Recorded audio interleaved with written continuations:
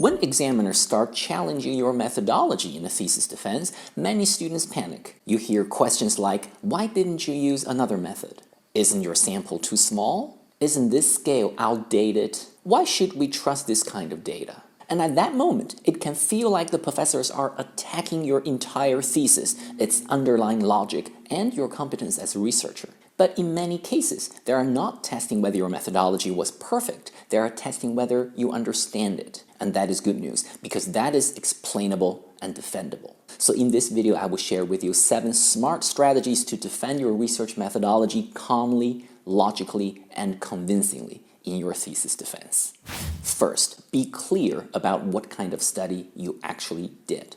This is foundational. I need to clearly know what type of research my study is. Is it exploratory, descriptive, correlational, or causal? For example, if an examiner challenges you, why didn't you do an experiment instead? The examiner may be assuming that your study was supposed to establish causality. So here, you may need to clarify your research type first. You could say something like this. My research was designed as a correlational study. The aim was to identify patterns and relationships between variables, not to establish causal effects. So a survey-based research method was aligned with that purpose. Variables were measured, correlations were calculated and discussed, no causal claims were made.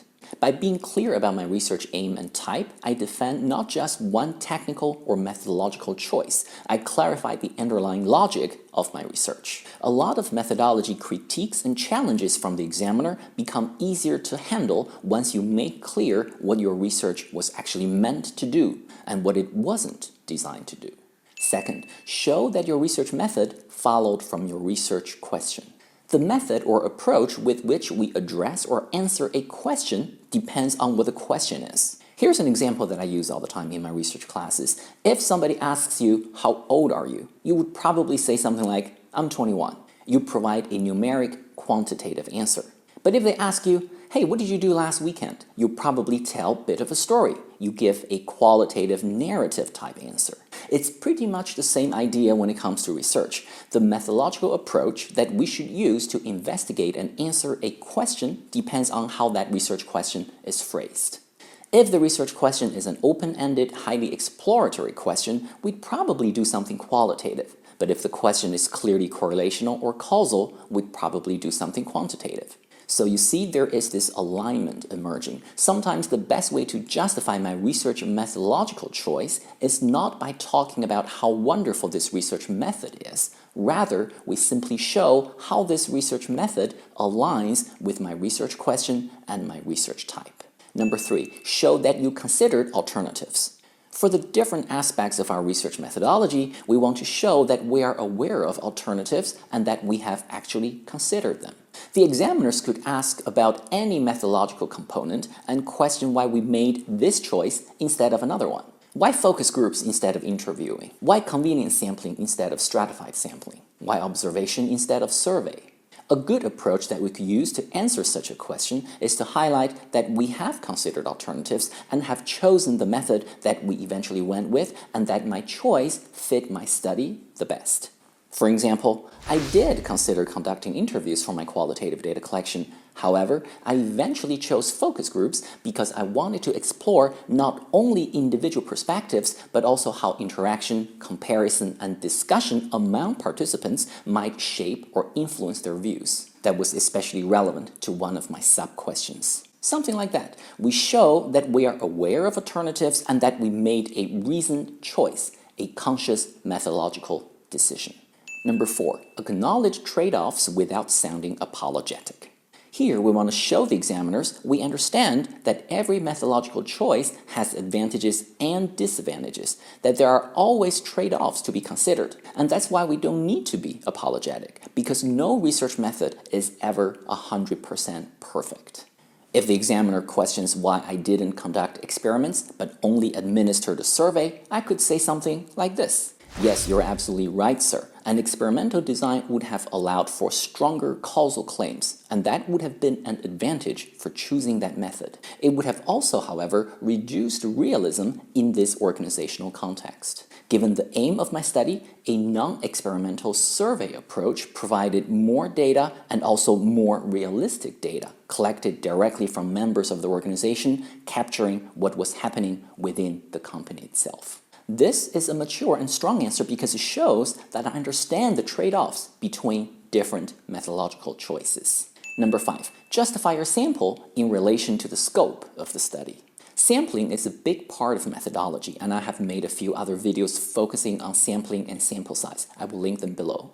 But the key point is this: examiners can always challenge you on your sample size because your sample size can always be bigger. No matter how big your sample is, it could have been bigger, and it probably should. If an examiner were to challenge my sample size, I would not focus on defending my sample size number in and of itself. I would focus my energy on explaining that my sampling method, the representativeness of my sample, and my ability to generalize my findings based on this sample are all defensible and suitable given the scope of my study. I would not focus too much on the absolute number itself.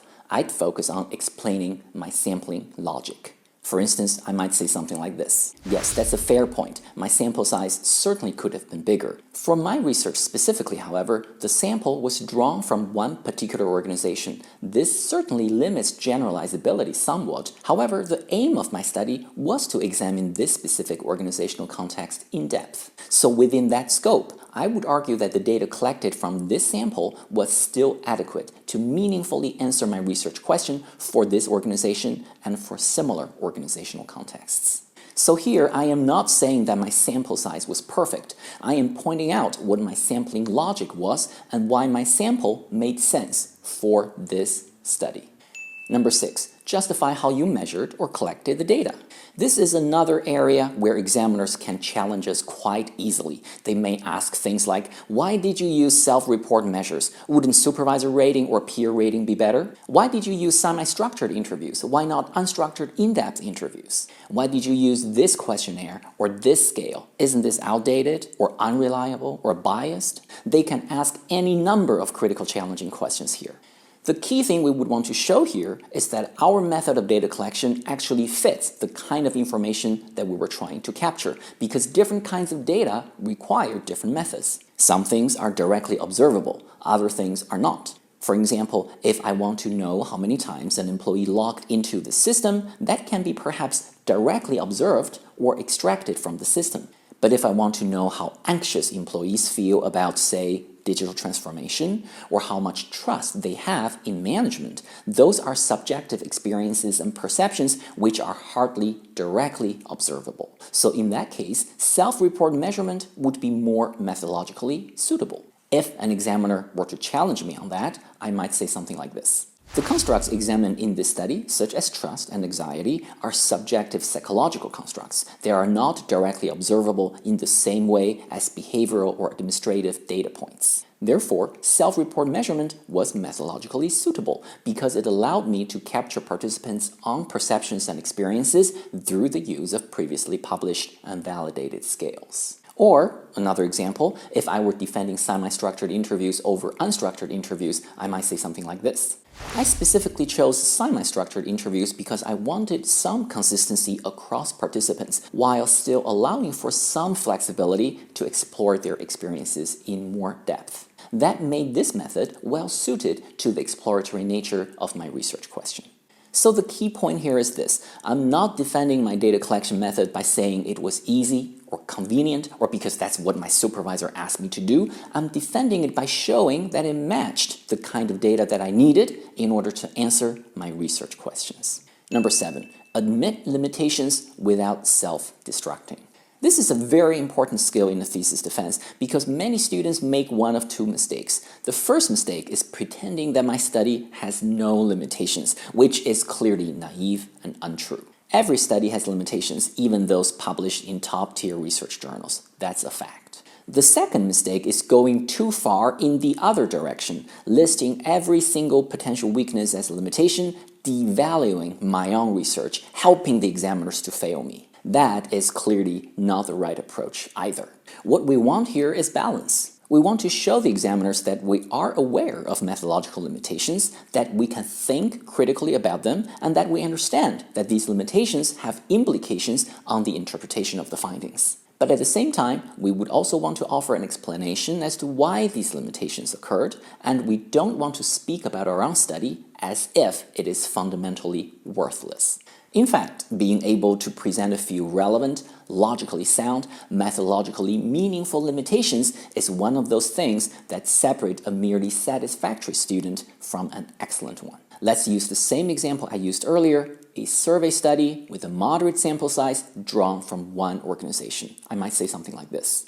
One limitation of my study is that the sample was drawn from just one organization, which means the findings cannot be generalized too broadly beyond this context. This limitation existed largely because access to participants was restricted to the organization where I did my research internship, and participation itself was voluntary. Including multiple organizations would have required more time, coordination, and approvals than was realistically feasible within the scope of this thesis. So yes, this limitation does matter, and it means the findings and conclusions should be interpreted with some care and caution, but at the same time, it does not make my study meaningless, since the aim of the study was to examine patterns within this specific organizational setting. I would therefore argue that the findings provide meaningful insights for this context.